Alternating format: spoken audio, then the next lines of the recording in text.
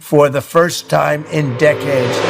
Hormuz প্রণালী থেকে মধ্য ইরানের আকাশ, সব জায়গায় আকাশ প্রতিরক্ষা ক্ষমতা প্রমাণ করে মার্কিন সামরিক দাপটকে একেবারে ঘুরিয়ে দিয়েছে ইরান।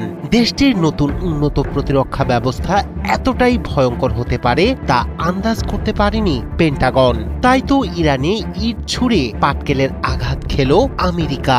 একদিনে দুইটি যুদ্ধবিমান হারিয়ে পাগল প্রায় মার্কিন প্রেসিডেন্ট ডোনাল্ড ট্রাম্প। ধ্বংস, আগুন আর বিশাল অর্থনৈতিক ক্ষতি সব মিলিয়ে তৈরি হলো বড় সর্বনাশ। মধ্যপ্রাচ্যের আকাশে আমেরিকার নতুন এক ধাক্কা।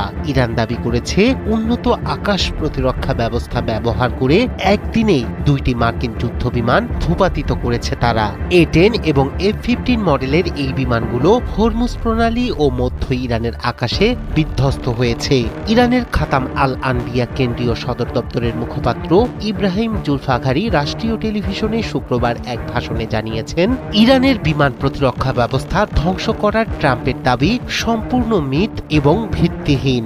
তার মতে অত্যাধুনিক প্রযুক্তি ব্যবহার করে তৈরি ইরানের প্রতিরক্ষা ব্যবস্থা, যা শত্রু বিমানকে লক্ষ্যবস্তু করে ধ্বংস করতে সক্ষম।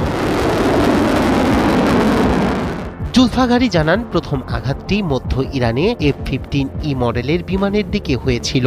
সফলভাবে বিমানটি বিধ্বস্ত হওয়ার পর দ্বিতীয় আঘাত কেশম ও হেনগাম দ্বীপের মাঝামাঝি জলসীমায় A-10 বিমানকে ভূপাতিত করে। তার দাবি, এই সফল অভিযান ইঙ্গিত দিচ্ছে ইরানের প্রতিরক্ষা ব্যবস্থা প্রযুক্তিগতভাবে অত্যন্ত শক্তিশালী এবং মধ্যপ্রাচ্যে আকাশের নিয়ন্ত্রণে নিজেদের অবস্থান আরও দৃঢ় করেছে।